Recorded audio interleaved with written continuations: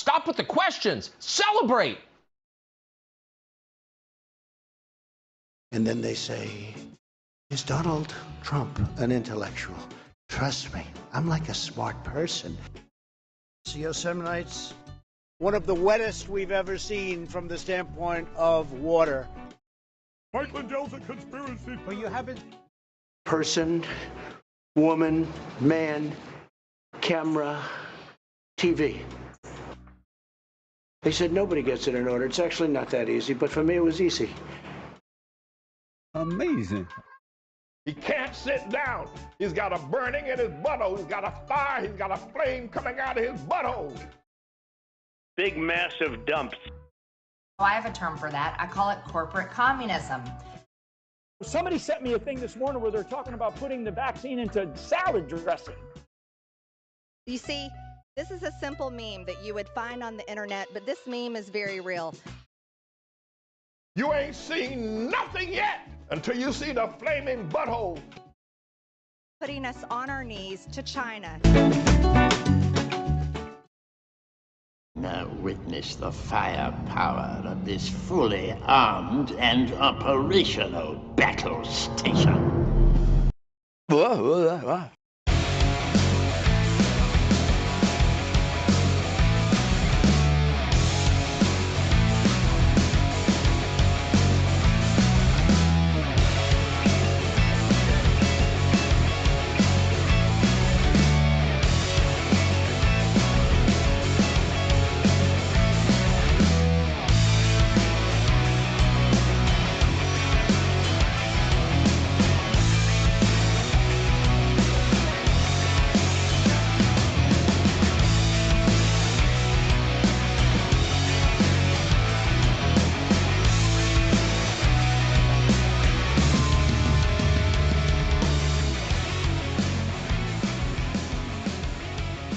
Around the nation, Waldorf Nation, everybody, welcome to the show.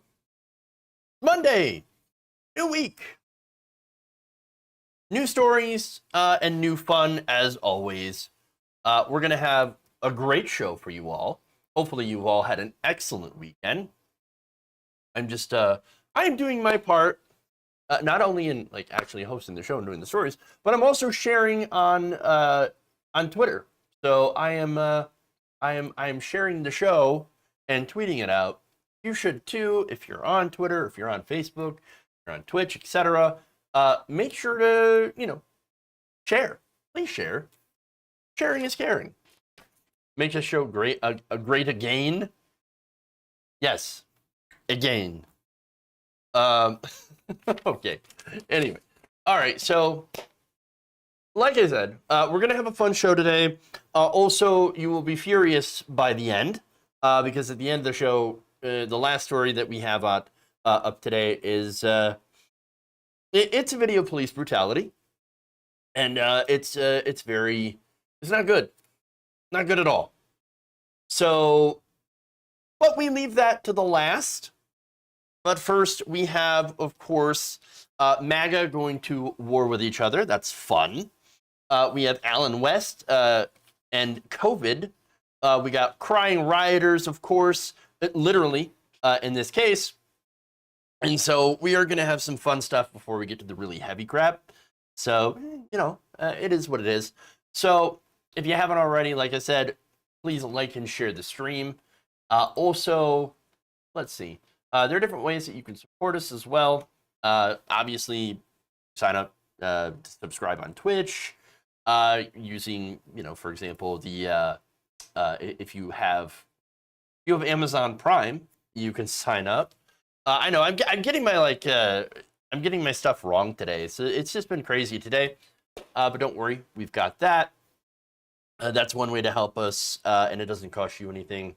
So Bezos bucks and all that. You can become a patron, patreon.com/JeffWaldorf, or you could super chat, which I enjoy reading those as well. So please do that.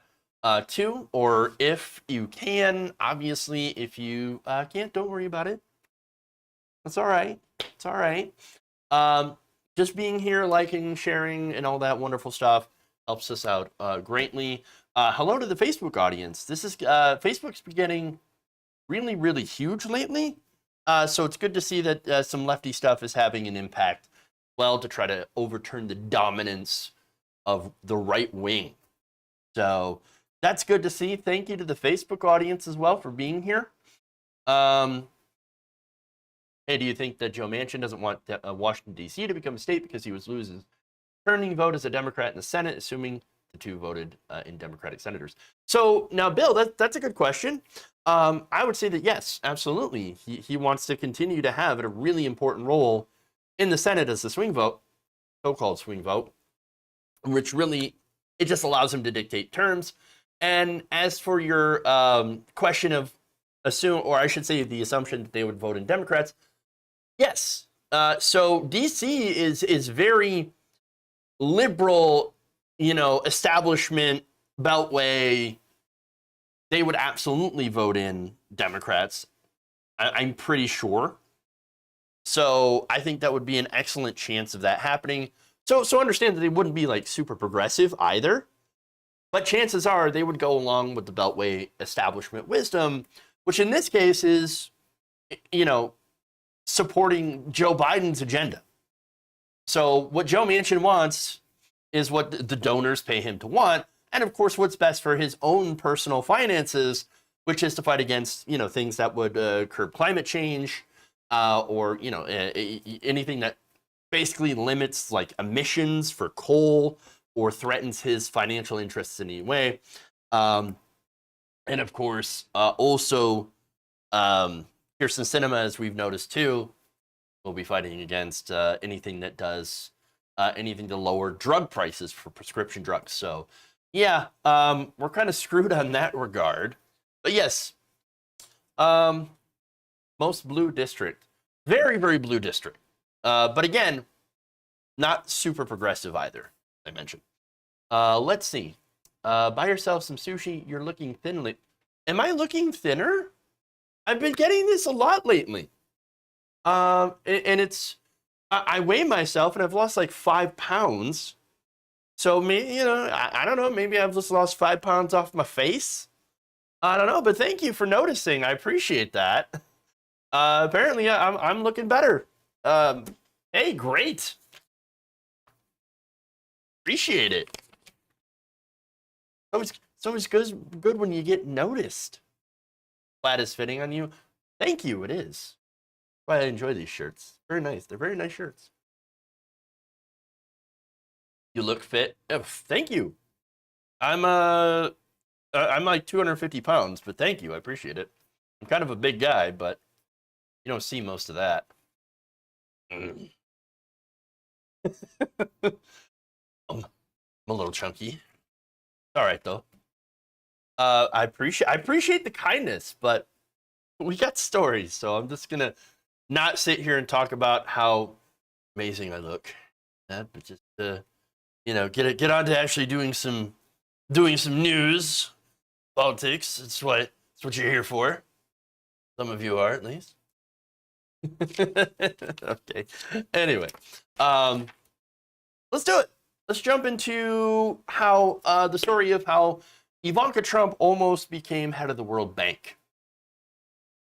Yikes. Not good. Not good. All right. Could you imagine Ivanka Trump becoming head of one of the world's largest financial institutions? You're probably thinking, no, why? How? Well, according to one well-placed source that spoke to The Intercept, it came incredibly close to happening during the Trump administration. That is right. The princess herself almost got appointed to head up the World Bank. So now, of course, the World Bank basically, and I got issues with the World Bank, let's be honest about that, but they say that their goal is to eliminate poverty through loans to developing countries. I think that's a little bit of financial imperialism, to be honest, because what they do is that they loan to these countries, and then there's interest payments, and they end up owing a lot on the interest, and it kind of makes them, again, financially dependent on places like the World Bank. But anyway, speaking of, like, I don't know, being a bit of a you know, what's that word? You know, a parasite, I guess. Which is kind of like what those, you know, what those countries end up having to deal with all that interest, you know, that goes back to the World Bank from these developing countries that require these loans in order to, like, do things like modernize and build roads and stuff. Well, that would be the perfect job, apparently, for somebody like Ivanka Trump. She knows all about being a parasite. So now, following the surprise exit of former bank president Jim Young Kim to a very nice cushy job on Wall Street, because of course that's where they all go, President Trump had pushed Ivanka's name to the top of the list. Now, he told The Atlantic back in April 2019 that he had thought of Ivanka for the World Bank. So this is not entirely new news. What is new is how close she actually got and who shut her down. And I think you probably already know from the lower third, but nonetheless, we'll get into the details.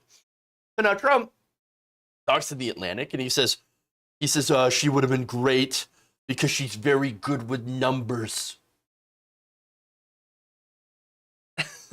Good with numbers. She's good with numbers, guys. Oh, great. She can balance a checkbook. Oh, perfect. World Bank. There you go. He added, she's got a great calmness. I've seen her under tremendous stress and pressure. She reacts very well. That's usually a genetic thing, but it's one of those things. Nevertheless, she's got a tremendous presence when she walks into the room. Great numbers. Very tremendous presence. People are saying. Lots of people are saying. Okay. So now, White House spokeswoman Jessica Ditto. So, okay, let me just stop for a second.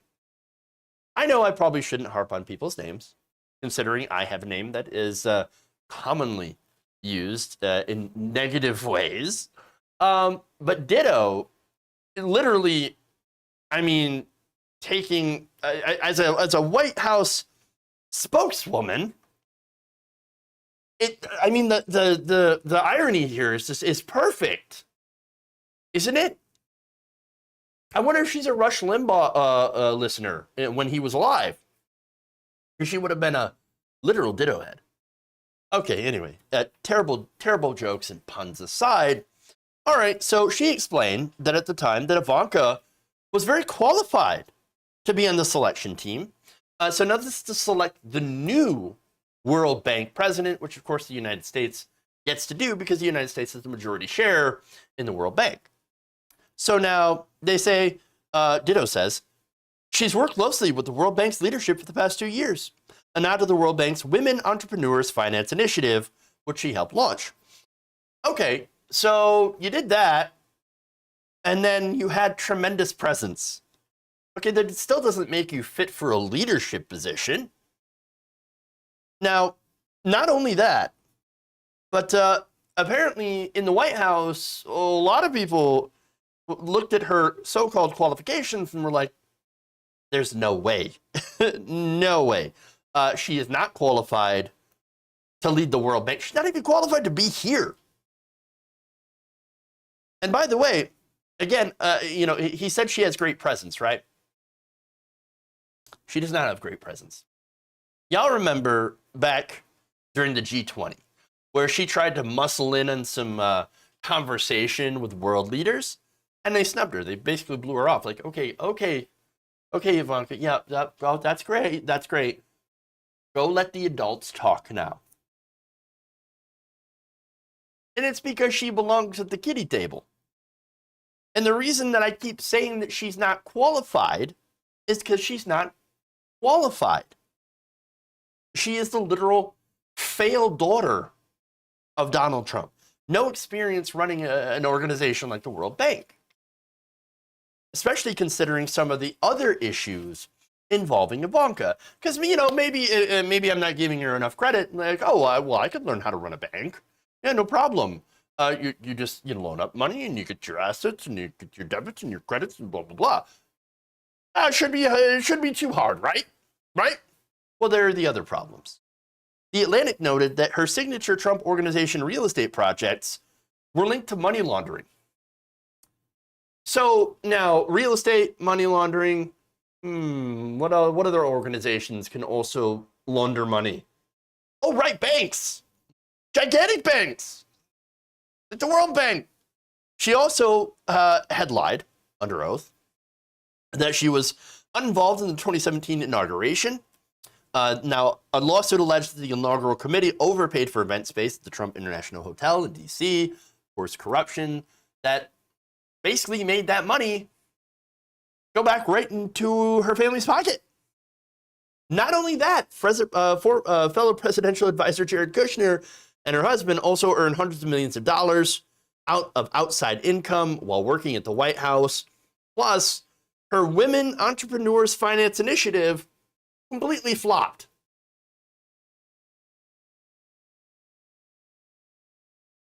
So, not only that, but noteworthy is the fact that she also only received security clearance after her daddy overruled the top aides that believed that giving her a security clearance was a bad idea. So, the article adds that it's unfathomable Ivanka would be one of the most powerful people in the White House if nepotism wasn't at play. 100%. Now, she later told reporters that that though her father had raised the subject, she declined to pursue the position and she was happy with the work that she was doing as his senior advisor. Oh, yes, very, very happy. Again, what work? Honestly, you have to ask, what did she actually do there? Other than, of course, show up to trips with world leaders and use that access, by the way, for example, when she went with Donald Trump to meet with the Chinese leader. All she did is use that access to try to win her and her business special deals. Unsurprisingly, of course, that is not the full story. Now we get to the best part. So now two sources not authorized to speak publicly told The Intercept that the talk of Ivanka at the helm went far beyond the realm of Beltway chatter. Trump very much wanted Ivanka as world-based president, as I said, but it was Steve Mnuchin who actually prevented her from taking on that leadership role. The Intercept also noted that Mnuchin often placed himself between the president and what the Treasury Secretary saw as colossally counterproductive moves, which apparently this would be one of those. Again, no experience, and then him just, putting her in that position, because that's what the president can do, can appoint somebody to that, would be gigantic evidence of nepotism. You'd never hear the end of it.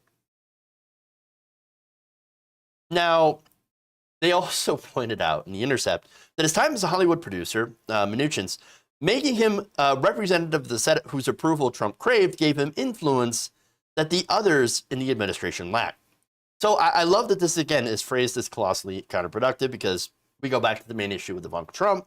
It's just that she's not very smart. Now, she's not very smart, but she has the typical Trump arrogance. And what I mean by that is that she basically says, oh, I know everything. I know a tremendous amount. And I feel like I can stick my nose into things that I have no business sticking it into.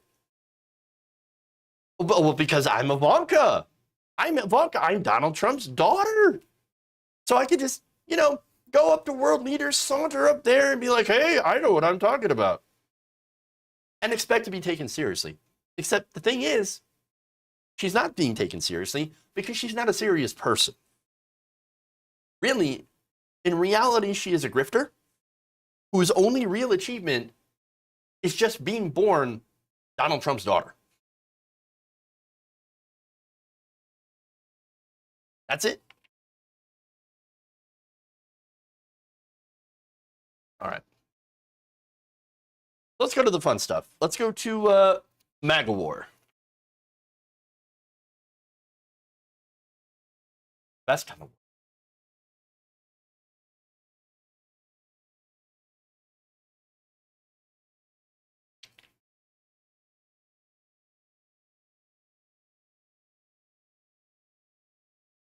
Members of MAGA and QAnon continue to turn on each other. Vice News is now reporting that two of the biggest figures in the MAGA and QAnon worlds fighting, and this comes not long after, of course, QAnon literally turned on Michael Flynn and are now accusing him of being a secret Satanist. This is so much fun. So now on this fight, we have Linwood versus Representative Marjorie Taylor Greene, who have been in a long-running feud for the last several months at least. However, over the weekend, things got nasty when Wood literally called Greene a communist. Fun. So now I'm going to show you a video here. It's hilarious. But first, this stems from her apparently not doing enough to, quote unquote, fix election 2020. Because, of course, fixing the election was exactly what they wanted to do. They wanted to fix it in favor of Donald Trump. So now, in order to do that, he's been pushing Marjorie Taylor Greene to try to get an audit in Georgia started. Now, a so-called audit, which would be similar to the one that actually ended in Arizona. So now that Arizona so-called audit actually ended up finding more votes for Joe Biden. And again, MAGA is tearing itself apart over that now because they have canceled the CEO of Cyber Ninjas. Hilarious. So, yeah, well done. Do that again, yes. Great. Go ahead and waste Georgian taxpayer money on a ridiculous fraudit, which is probably going to end up finding more votes for Joe Biden anyway. Unless, of course, they're going to actually try to make up votes or manufacture votes out of nowhere. That said, apparently her lack of effort has led to these statements from Mr. Wood. Take a look. In my opinion, Marjorie Taylor Greene is a communist. If Marjorie Taylor Greene running around saying impeach Biden, that says that Biden won. He didn't. And you would never impeach him with a communist Congress. It's a waste of time. It's all show. A traitor will come at you as a patriot. Be careful. Do these people not understand what communism is? Marjorie Taylor Greene, communist. Oh, hold on. Whoa, do they even know what communism is? I mean, do words even matter? Do they? I have no idea. Not to them, at least. They're just, I love how they just throw communist around, socialist, Marxist around, and do not understand at all what it means.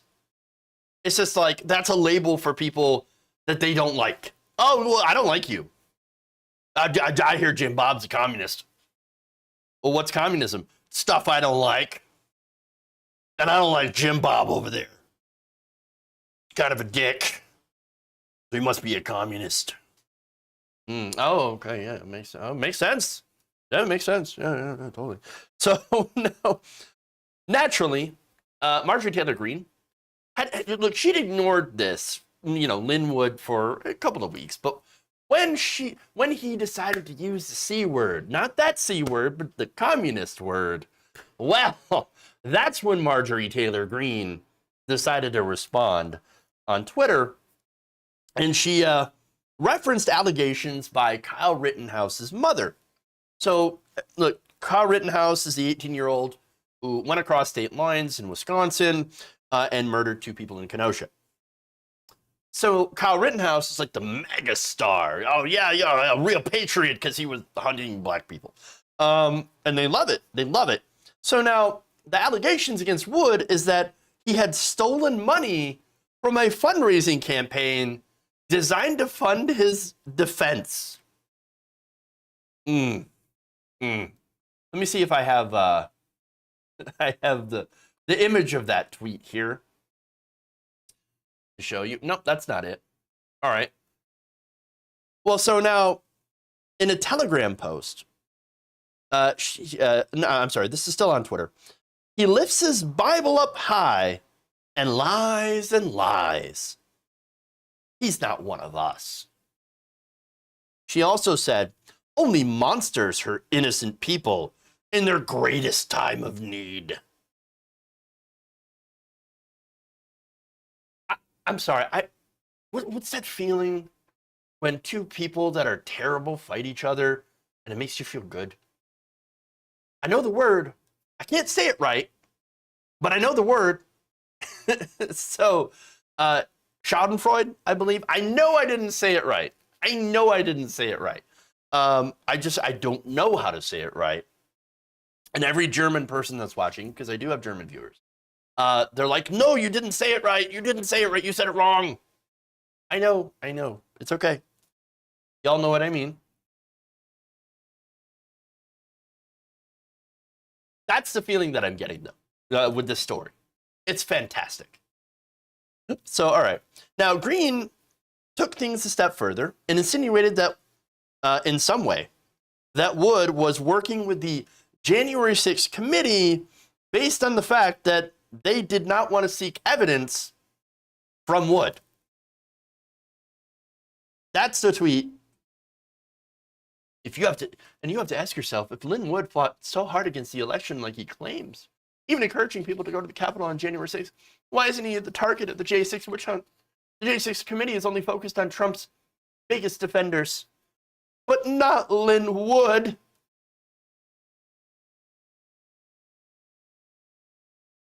So let me get this straight. The lack of evidence is evidence, apparently. Well, I mean, they're not going. I don't know if they're going after Lin Wood on January 6th. They haven't come after him yet for any evidence. So it must be he's in on it. Oh, he's in on it. Wood then spent the weekend hitting back at Green on Telegram, but also says, and I love this part, that he has forgiven her and will pray for her. So now anybody who knows how that works, knows some, evangelicals, fundy Christians that are, generally right-wing, saying, I'll pray for you is one of the biggest ways that they tell you to basically to fuck off. That's the gigantic middle finger. I'll pray for you. Oh, I'll pray for you. Yeah, okay, great. Now, Green responded by saying, don't pray for me, Lin Wood. We don't serve the same God because it's clear that you're serving the father of lies. Father of lies? Could it be Satan along with Michael Flynn? Oh, so now we got two alleged Satanists? Oh, no. Amusing. I'm so amused right now. So, okay. So you can see MAGA and QAnon members are actually watching two of their stars battle it out and have begun to weigh in. So I'm going to show you some messages, and people are starting to really get into they're drawing their battle lines. Now take a look at this. This is from Wendy Rogers. Wendy Rogers is an Arizona state senator and is one of the biggest cheerleaders for the recount that took place in Maricopa County. She came out and said this: I love Marjorie Taylor Greene, but I would not be hitting Lin Wood. He is a Bible-believing Christian. This is something I am certain of. I hope you two can work it out. We need to work together to further God's kingdom and the MAGA agenda. Fun. Okay. All right. Now, Green Zone supporters on Instagram, however, were divided over her criticism of Wood, whom they consider a man of God and a truth teller. Here's more of that.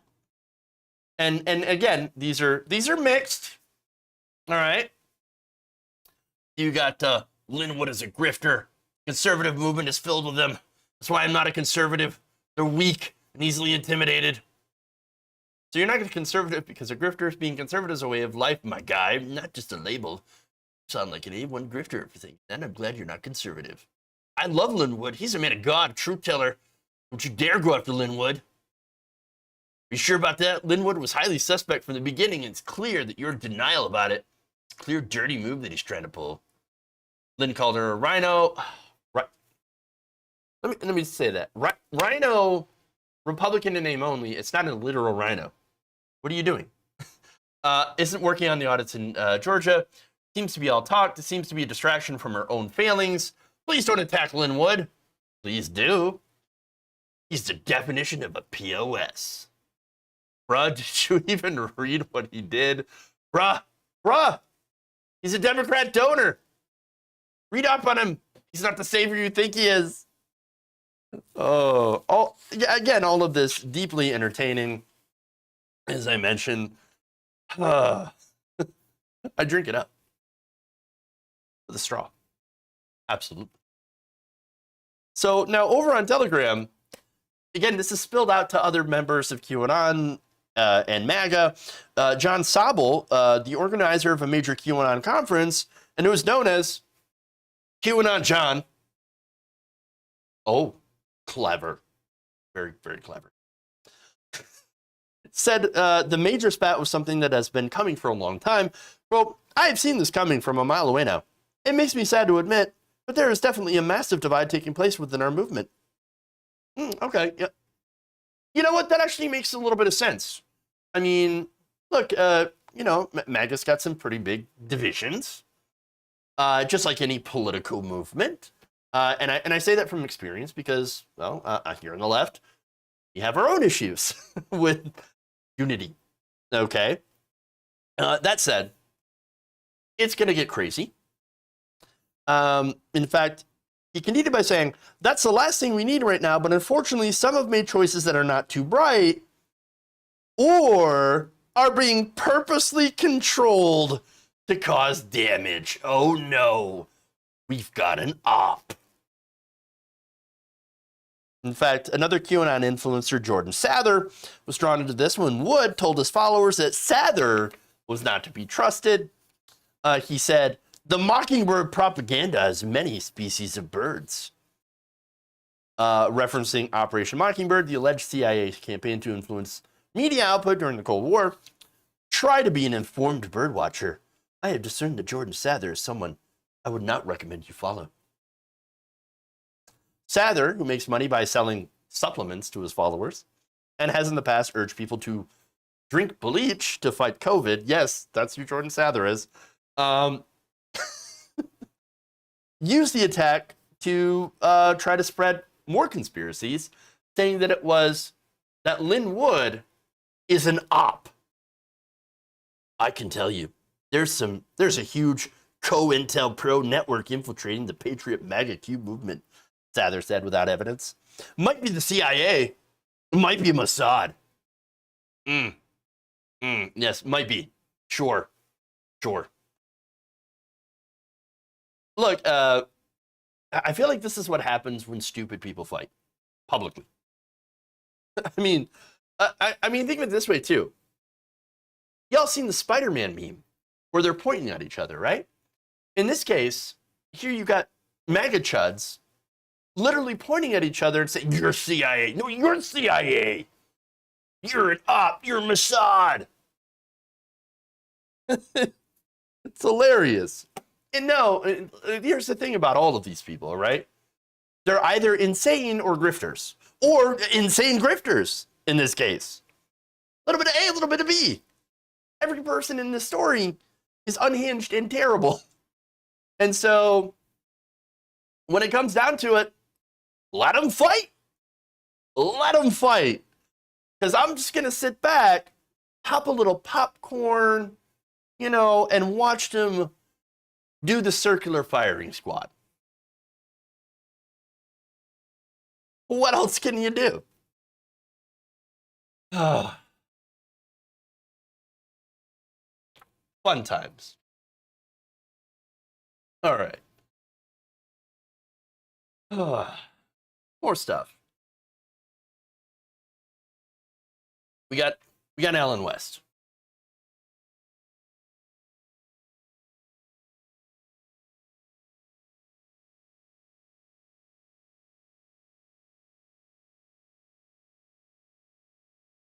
Over the weekend, far-right ex-Congressman Alan West revealed some troubling information. It appears that he has COVID-19.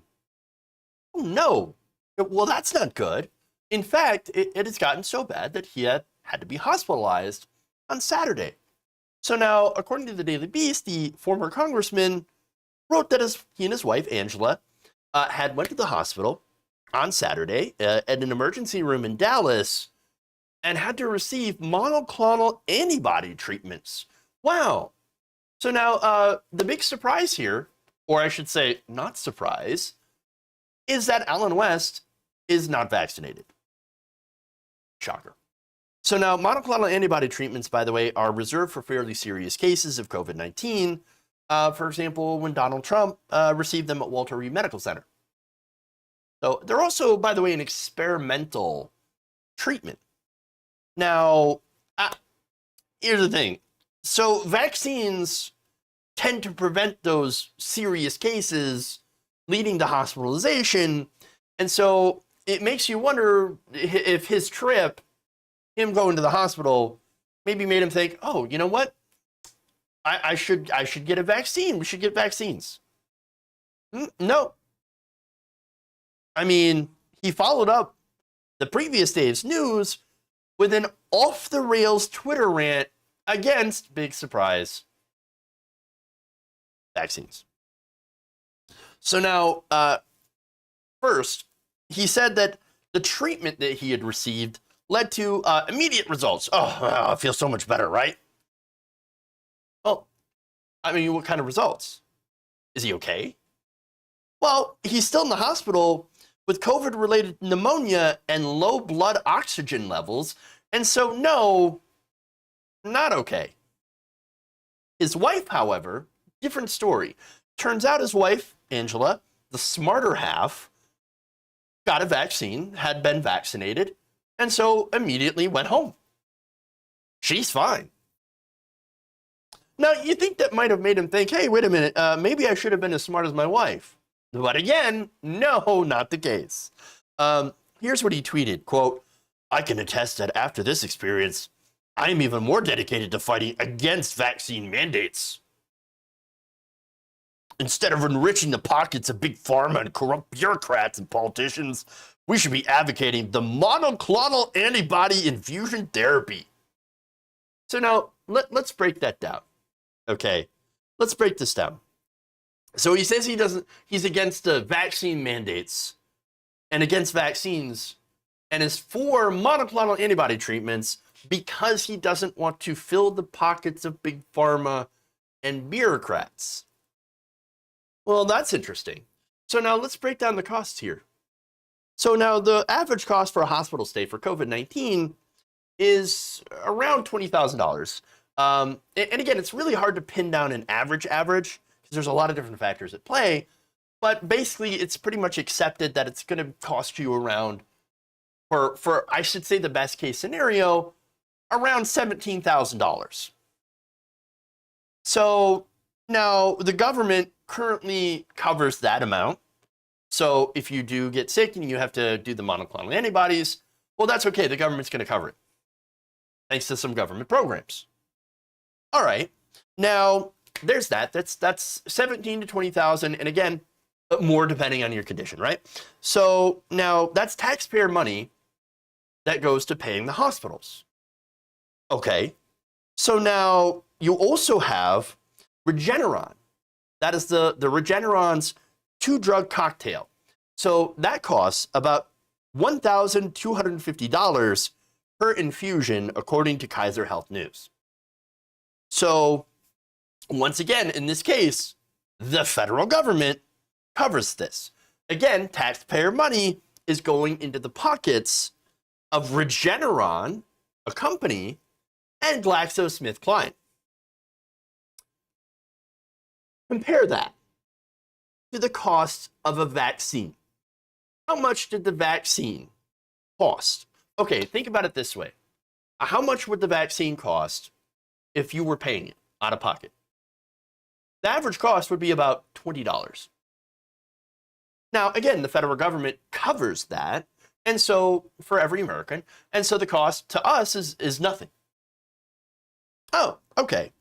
So you've got, and let me just go through the math here for a little bit, okay?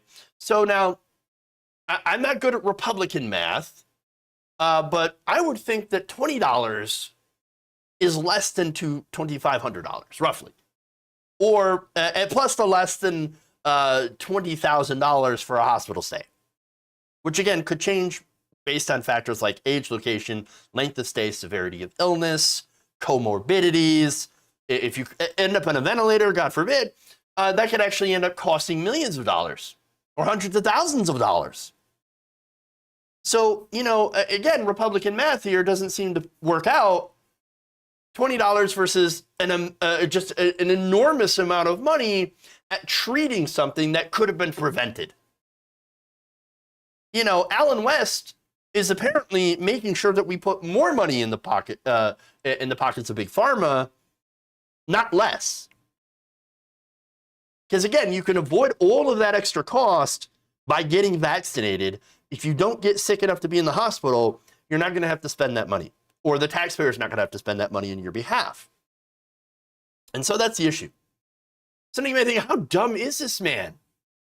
I think the better question actually is, how dumb does he think we are? And that's the thing. So in fact, here's more BS from Alan West in his Twitter.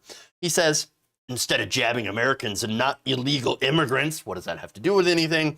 With a dangerous shot which injects them with these spike proteins, guess what? I now have natural immunity and double the antibodies. That's science. Oh yes, double the antibodies, double the fun. Oh, that's it. Well, apparently science. Oh, it's science. Now, ironically, when he tweeted this out, he eventually ended up having to restrict his tweets, or I should say restrict people from replying to these tweets, which is kind of sad when you think about it, because he kept getting responses like this. Speaking as someone who had COVID before we knew it was here in the US, the damage it does to your body is devastating. Just take the vaccine and avoid getting COVID. The vaccine is cheap. Big Pharma makes tons of money on monoclonal antibodies, and it charges $2,000. Vaccines free. Another person says, those antibodies only last for 3 or 4 months. Slap nuts. Love that. Science says the best route is to get vaxxed, no matter if you've had COVID or not. Just say you were able to afford treatments to most, which cannot, which is why you were able to take a $2,000 experimental drug. Another person says, and all it cost you was $100,000 and nearly dying. Much better than 2 free jabs. And another one, you were kept alive through an intensive and expensive medical intervention by a team of trained professionals when you could have just gotten a less severe case, if at all, that did not deprive Texans of needed medical resources. So that makes sense. So now one more thing. And this happened, unsurprisingly, after Alan West went to a gigantic maskless gathering on October 7th at the Generation Annual Gala and Fundraiser. It was packed full of maskless people, very, maskless and probably very likely to be unvaxxed. Oh, a lot of people are probably getting a lot of calls saying, hey, you might want to get yourself COVID tested. Just saying. On Friday, he said he developed a low-grade fever and started taking ivermectin and hydroxychloroquine. However, by Saturday, pretty clear that that had no effect whatsoever. Now, as I said, his wife had been vaccinated and only developed light symptoms and went home. Weird. It's almost as if this is a perfect example of what happens when you get the vaccine versus what happens when you don't. I mean, again, one very, very last point. And take this, again, this is not peer-reviewed, but there is a study out there that suggests that coronavirus can shrink your brain. literally. And not only that, but reduce gray matter thickness and damage tissue in areas associated with the sense of smell, and cause more than 60 other long-term changes. Now, again, this is all, pending peer review, but if this turns out to be true, Republicans are literally shrinking their brains by getting COVID, not protecting themselves. And again, this, even if that's doesn't turn out to be the case, or, it's only like one in however many people, there's still good reasons, lots and lots of good reasons to get vaccinated and to not end up like Alan West.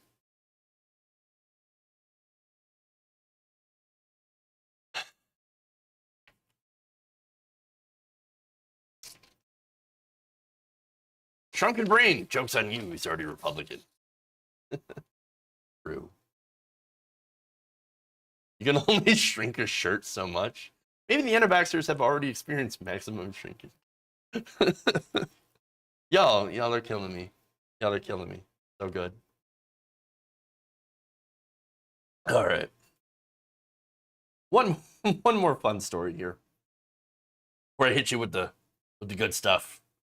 And I mean the bad stuff.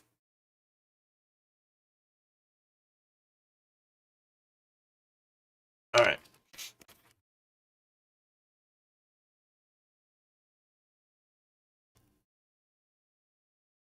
Yet another Capitol rioter has been brought to tears after he was sentenced to go to prison for his role on January 6th. So now, Maryland man Robert Reeder, the accidental tourist, was sentenced by a federal judge.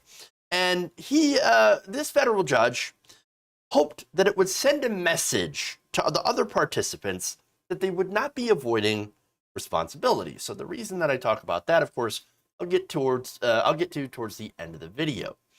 But Reeder of Hartford County, Maryland, recently appeared before U.S. District Judge Thomas Hogan for his second attempt at sentencing on one count of parading, demonstrated, or picketing at a Capitol building.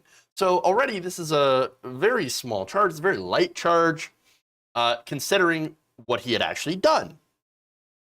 Now, Reeder's previous sentencing hearing in August was upended when the online group Sedition Hunters surfaced a new video showing him assaulting a police officer, grabbing him and pulling him onto the ground during January 6th. So assaulting a police officer is a felony, and yet he is not facing felony charges.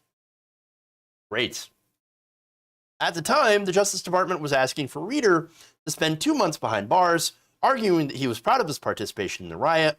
After new videos were found, though, prosecutors increased that request to 6 months. Ooh. Reeder's attorney, Robert Bonsib, described the content with police in courts on Friday as a reflexive defensive action. So now, really, I think it's funny that they argue that. How many cases have we gone over of black men doing reflexive defensive actions against police brutality, who then end up being executed by police? And not even that, beaten by police, overcharged by police. And yet this guy's like, oh, no. I was just being reflexive by literally, grabbing down an officer. Oh, great. Okay, wow. So now, that said, this guy says, I'm white. You can't punish me. No, this doesn't happen to people who look like me. I can attack police. I can break into buildings. I can do federal crimes. And I can get it. And I deserve a slap on the wrist for that. And not even. Because I'm so sorry. Oh, I'm so incredibly sorry. I didn't mean it. I was just an accidental tourist. So now, Reeder told Judge Hogan through tears that he had been unemployed for the past 10 months, saying, oh no, you shouldn't punish me. I've already suffered enough. I lost money. And he said, I'm radioactive. No one wants to hire me. All they have to do is to Google my name to find out that I'm a seditionist piece of crap. He also mentioned that he has lost friends and that he's not even welcome with the Boy Scouts or to coach youth sports anymore. Even his church has told him to stay away and to not be a distraction for the time. Are we feeling some consequences here? A little bit? A little bit? Isn't it funny how these tough guys who are like, yeah, insurrection, yeah! Intimidation, we're going to intimidate the Congress. Yeah, we're going to get those traitors. And then when they get into court, they're crying. No, don't punish me. I'm radioactive. I lost my job. I can't even make an income anymore. Please feel bad for me. Now, the judge responded by saying this. It's become evident to me in the riot cases, many of the defendants who are pleading guilty are not truly accepting responsibility. They seem to be trying to get out of the way as quickly as possible. Oh, okay. Yeah, you know what? That's what I've been saying. Yes, none of these people in their apologies have actually meant it. I mean, you have these ridiculous defenses. Oh, I was just looking at art. I was the accidental tourist. I was just predicting the muffins from the other people. And then they would go on, social media and be like, yeah, oh, yeah, I'm happy about how this turned out. Yeah, so good. I mean, I got pictures of me in the Capitol. I don't regret it at all. No, again, they're only sorry because they've been caught. There's no actual remorse here. And that's why this next part is so infuriating. His actual sentence. The judge sentenced Rioter to 3 months in jail. 3 months. That's it. 3 months. Now, let me tell you, if he were black, he'd be under the jail. And honestly, if you wanted to make him as an example, why not give him the full 6 months? And even that is a paltry slap on the wrist. Now, I'm not saying because there's a disparity here in imprisonment, right? I'm not saying execute the guy. I'm not saying that. I'm saying that there is a gigantic disparity in how we sentence black people versus how we sentence everyone else. And so the thing is, he was not charged with felony assault.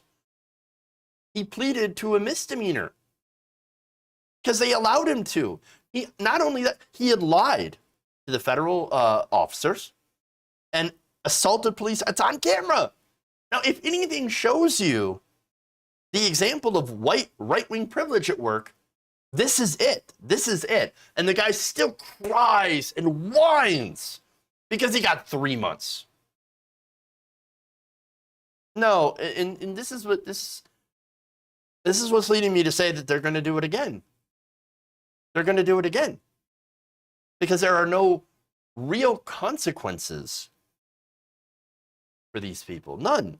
It's maddening knowing the justice system is so slanted towards allowing white right-wingers to be handed such tiny little sentences for something as serious as an insurrection attempt in our own state house.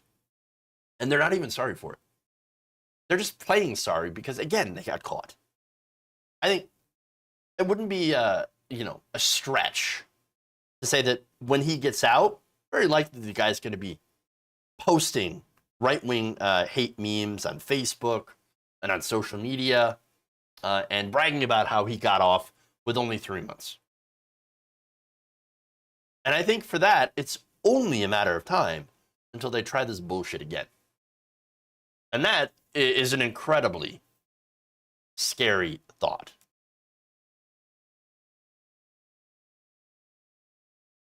All right.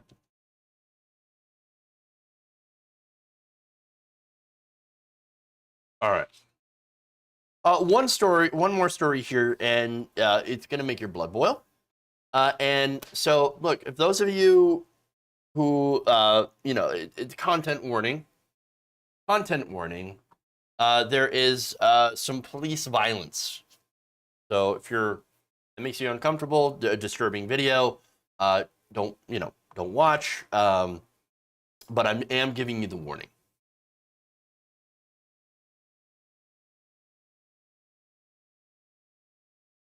And here we go.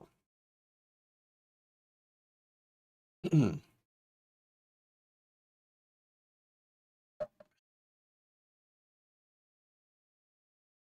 Dayton Police Department is investigating an incident last month in which officers pulled a paraplegic black man from his car by his hair. So now, unsurprisingly, this has to do with some profiling here.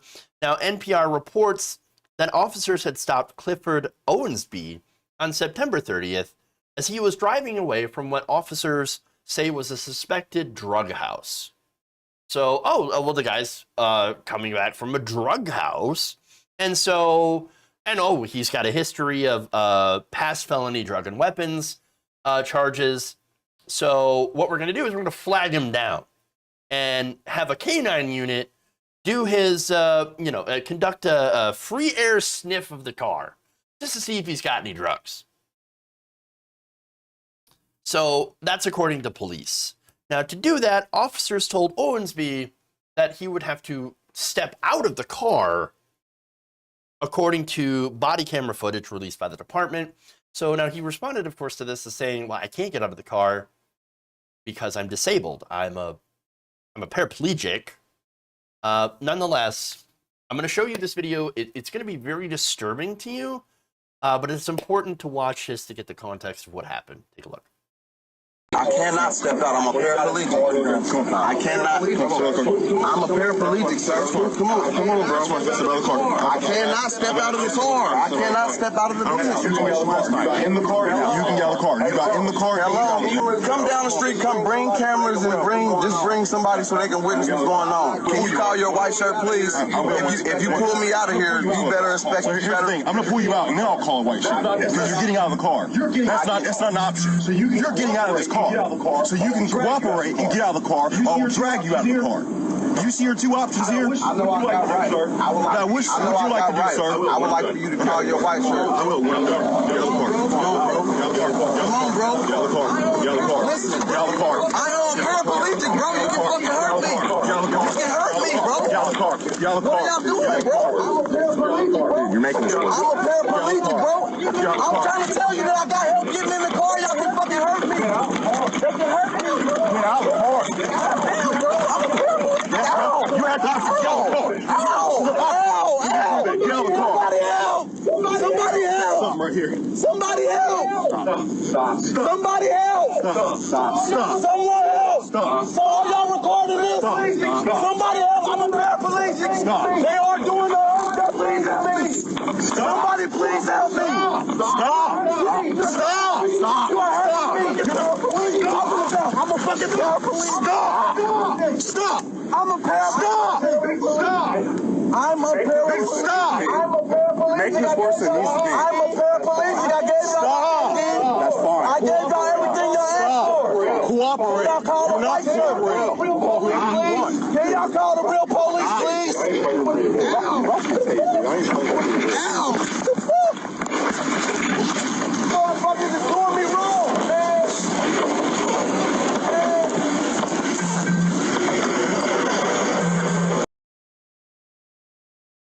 All right, so obviously super disturbing. You guys, like, I'm a paraplegic. Step out of the car. Step out of the car. I can't. I literally can't. Oh, well, don't worry. We'll assist you then. Well, that you just saw what police assistance looked like. And for those of you who say, well, you should have gotten out of the car, you should have followed orders. Okay, but was there any guarantee that he wouldn't have gotten hurt anyway? I mean, again, this is not the correct way to handle somebody who has a disability during a traffic stop. This is not. And by the way, criminal history or not, doesn't matter. Doesn't matter. What happened is he was having his rights violated during a traffic stop. So you might be asking, what rights? What rights is he has? Criminal. Well, first of all, he wasn't actually charged with anything or being arrested. They were just literally trying to get him out of the car. So now the rights that he has would happen under the Americans with Disability Act because he has a disability. So now let me explain.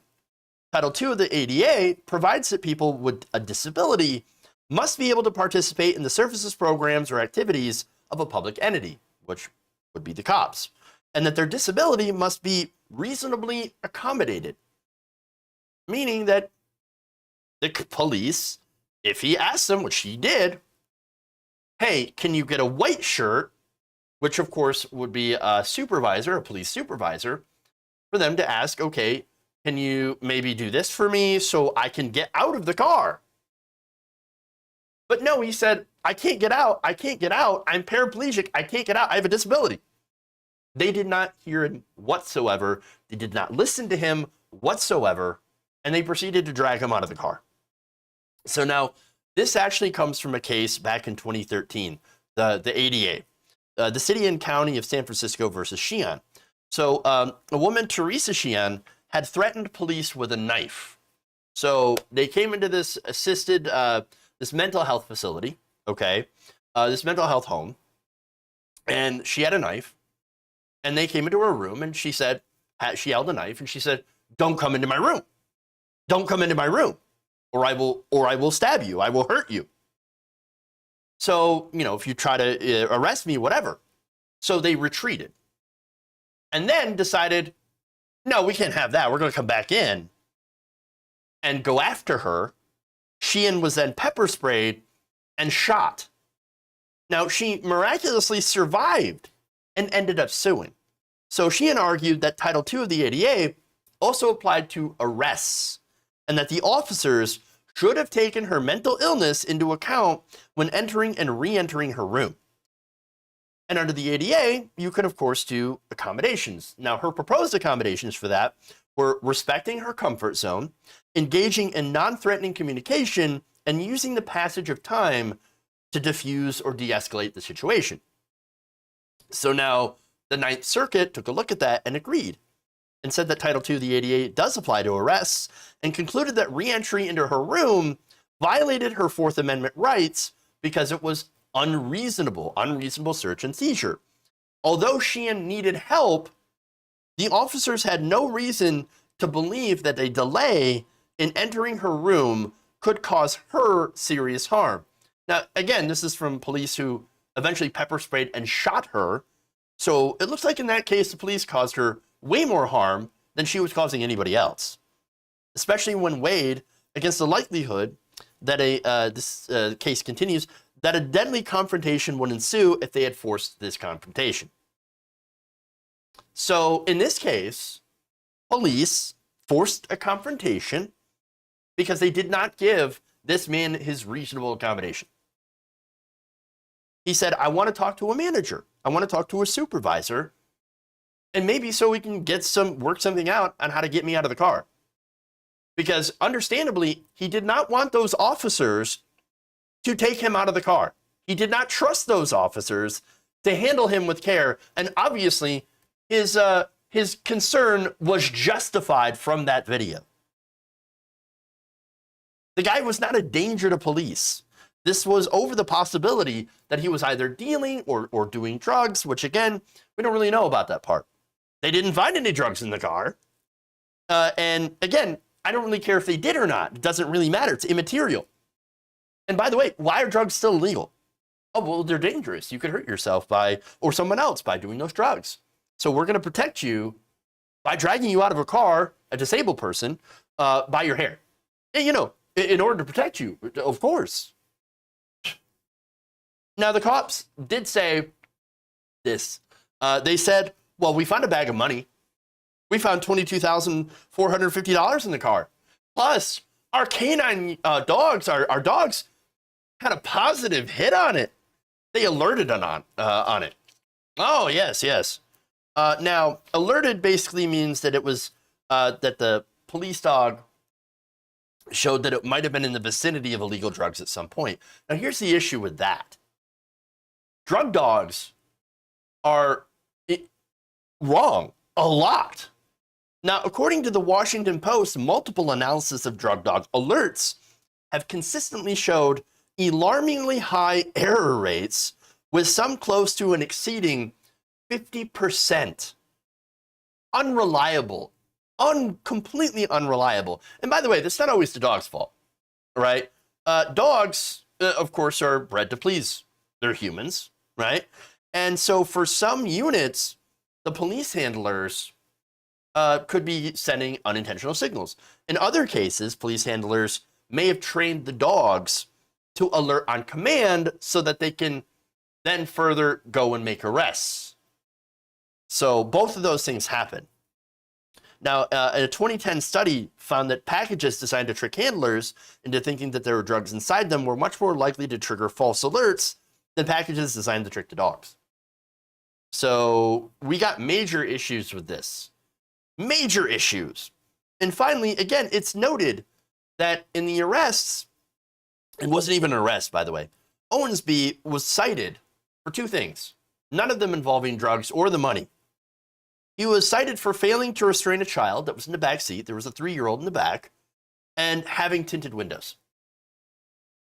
So he left a suspected drug house with tinted windows, and that's why they pulled him over. And that's why this entire thing happened. And yet, again, what about the drugs, right? No drugs, no drugs, just money, which apparently black people are not allowed to have. They're not allowed to have large sums of money or drive nice cars, which you can see that was a nice car. Not only that, but according to the Dayton Daily News, a police report also cited Owensby for obstructing official business and resisting arrest, but was not charged with either offense. Resisting arrest. Resisting arrest. Where was he gonna go? He's not getting up and running away. He's paraplegic. He can't use his legs. Jesus Christ.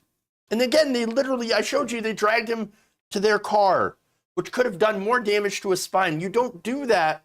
You don't manhandle a person with a spinal injury. You don't manhandle anybody, but especially somebody with a spinal injury. Now, as far as I know, he went to the hospital afterwards and was released. So, as far as we know, no like permanent damage to him, other than the fact that he's already disabled. All right. So now, if that's not frustrating enough, this entire thing, if your blood's not boiling, this is a response from the police. This is President of Dayton Fraternal Order of Police Lodge 44, Jerome Dix. Emphasis on the Dix. He said, the officers had followed the law, their training, and departmental policies. Well, as I just noted to you, they did not give him reasonable accommodation under the Americans with Disabilities Act, meaning that they did not follow the law. Sometimes, he says, the arrest of non-compliant individuals is not pretty, but is a necessary part of law enforcement to maintain public safety, Mr. Dix told the Dayton Daily News. I'm sorry, how are you, protecting the public safety by dragging a black man out of his car, a disabled black man out of his car, for like no reason? Come on. So apparently now we know something about the Dayton Police Department, that their departmental policies are all about violating people's rights under the ADA, especially if they're black. And that dragging them back out of their car by their hair and down the street is necessary for good policing, for public safety. Bullshit. Thanks for admitting how completely fucked up this country is when it comes to law enforcement. Come on. There were so many different ways, better ways that you can handle this than what we saw. Again, all for what? Tinted window and a kid without a seatbelt. Which, by the way, for me, that is a big thing. You should probably seatbelt your kids. That said, If this guy can't get in and out of his car by himself, which he can't, well then how's he going to buckle in a 3-year-old? So that's not even his fault. Like, he can't do anything about it. So it's probably the person that helped the kid into the car. And not even his fault. Oh my God. And again, that's the real issue here, right? But I'm guessing the officers weren't too concerned about the child. No. They were concerned about the stack of money and to try to make an easy drug arrest, which blew up in their face. I'm guessing that this man is probably going to come into some much bigger money as a result of Officer Jackass. It's just another example of why qualified immunity needs to go. I'm pretty sure the citizens are real tired of paying for the mistakes of garbage police like this. Was his money confiscated? Not as far as I know.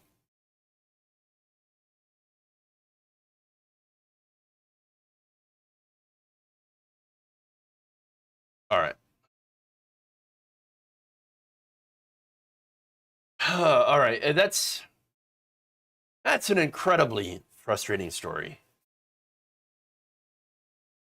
But that's all we've got for today. Please like and share the stream if you haven't already, so I can continue to do stories like these. Civil asset forfeiture is a huge business. Yeah, that's what they were exactly trying to do. Trying to take the money, $22,000, and his nice car. That's a great point. Let's go here and thank some people. High Tech Dragon, thank you for the 100 bits. I appreciate it quite a bit. Let's go here to YouTube Super Chat. Got a couple to read. Open that up here because I never do. Good.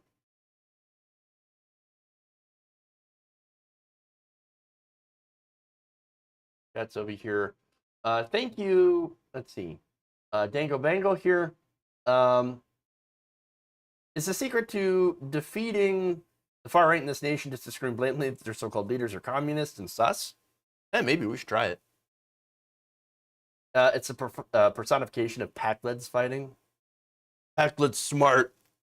Federation dumb. We are smart. Reminds me of Trump. Ken M, thank you for the very kind £2. Much appreciated. And Marty Darno says, funds are low, but love is boundless. Happy week. Well, thank you, Marty. I appreciate it. Get it quite a bit. All right. Ooh. I miss a green screen background. You know, I actually like this better. I don't have to mess with the lights. And I don't look washed out anymore.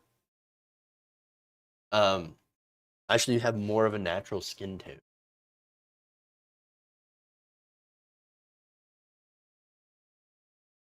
All right.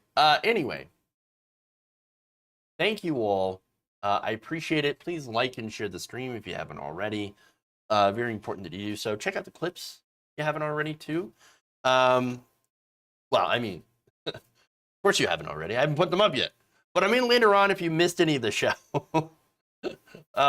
That said, try to have a good day. We'll see you all tomorrow. Right here, same time, same place as always. Again, really appreciate you all for being here, for sharing this time, and watching the show.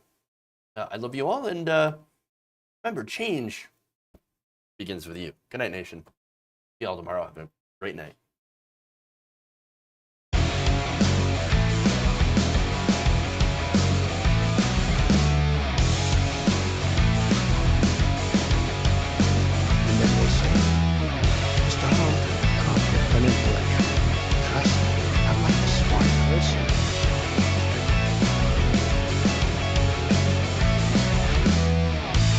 Stop with the questions. Celebrate.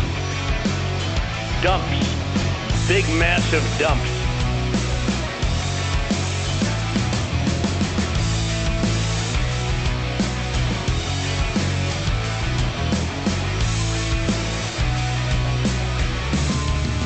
Mike Pounds. Please quiet. You're kicking me out the door.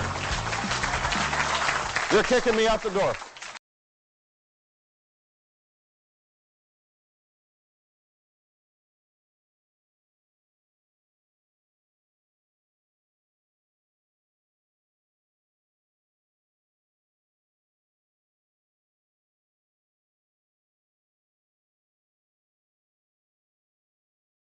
Stop with the questions. Celebrate.